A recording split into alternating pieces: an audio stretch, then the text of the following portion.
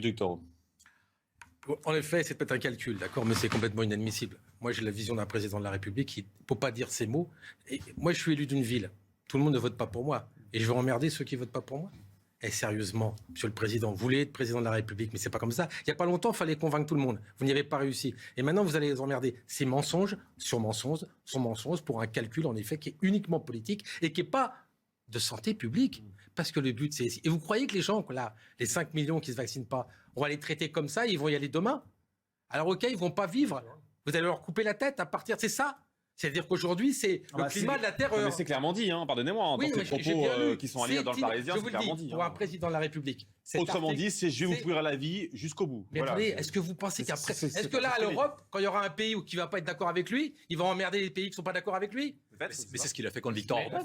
Oui, mais excusez-moi, quand on veut être un rassembleur d'une grande Europe et qu'on veut dire on met le drapeau européen sous l'Arc de Triomphe, c'est pour réunir les gens, c'est pas pour les diviser. Donc il y a des gens, 5 millions, qui n'étaient pas...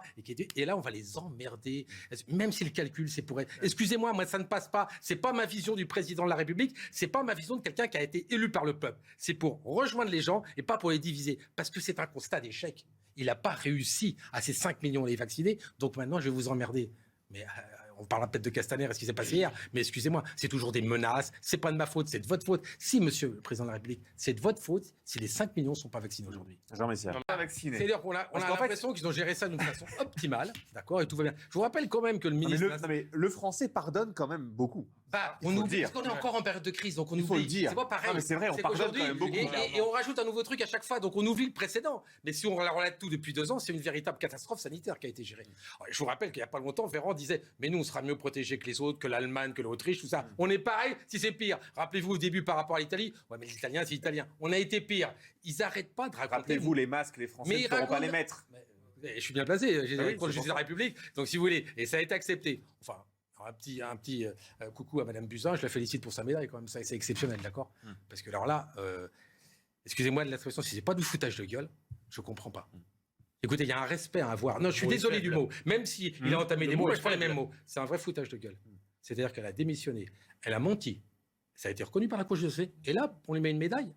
Mais attendez, c'est quoi les valeurs de cette médaille? C'est pour éventuellement influencer le jury plus tard parce que le président leur a dit cette médaille.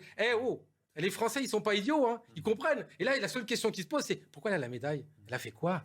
Moi, j'en ai 10 000 dans ma ville qui devraient avoir une médaille. Ce sont les grosses bêtises énormes. Ça n'a jamais descendu les pourcentages. Jamais. En fait, il s'est rendu compte. Quoi qu'il fasse, de toute façon, ça ne descend pas. Et il monte le curseur. Où va être la limite après ça? Est-ce que vous avez un président de la République, vous vous rappelez français, qui a parlé comme ça aux Français? Jamais.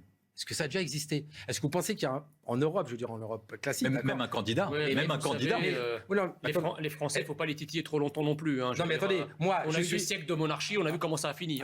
Vous savez, quand je vois cette phrase, moi je suis un pro-vaccin à fond depuis le début, mais je me sens touché. Parce que moi j'ai l'impression qu'on est tous, on a un groupe les Français, d'accord, on est tous ensemble sur ce territoire. J'ai très envie de les emmerder. Monsieur le Président, j'ai l'impression que vous allez m'emmerder alors que je suis vacciné. Il y a des termes qu'on ne peut pas mettre, même pour une raison politique, à un niveau aussi élevé de responsabilité. Monsieur le Président de la République, soit vous ne l'avez pas fait exprès, et j'y crois pas, soit vous l'avez fait exprès, et c'est pire encore, parce que j'adhère pas du tout, et je suis vraiment un pro-vaccin. Bon, il dit... Et à un moment, il ne faut pas arrêter de mentir aux Français. Est-ce qu'il ne faut pas arrêter de mentir? Est-ce qu'aujourd'hui, il y a un Français, même de tes amis macronistes, qui vont penser 2 secondes qu'il ne va pas se présenter? Est-ce que ce n'est pas nous prendre pour des... Aujourd'hui, on voit bien les attaques du camp Macron, c'est Pécresse. Aujourd'hui, depuis une semaine, ils ciblent plus Le Pen ni Zemmour, ils ciblent Pécresse. Parce que, comme vous l'avez dit, la seule qui aujourd'hui, sur les sondages, avec toutes les limites qu'on peut avoir, c'est Valérie Pécresse qui peut la faire tomber. Donc là, il y a eu un ordre de bataille. Vous avez bien vu, même alors que Castaner a parlé, il a parlé de Pécresse. Il parle tout le temps de Pécresse. Tous les clivages ont été faits contre Pécresse. Voilà, là, aujourd'hui, depuis 15 jours, tout contre Pécresse, parce que c'est le danger absolu. Donc on va essayer de la décrédibiliser pour donner un peu plus de points aux autres, pour essayer de jouer le duel Le Pen ou Zemmour contre Macron, c'est tout. Il a peur aujourd'hui d'une candidate, c'est de Valérie Pécresse, vraiment. Parce qu'il n'y aurait pas tout ce haro de tout le monde à n'importe quel niveau contre Valérie Pécresse. Donc voilà, aujourd'hui, c'est celle. Aujourd'hui, je suis conseiller régional, j'ai vu comment. Je ne suis pas de son parti politique, d'accord? J'ai vu comment elle a géré cette région au dernier mandat. Excusez-moi de vous le dire, ça a été une façon professionnelle, d'accord?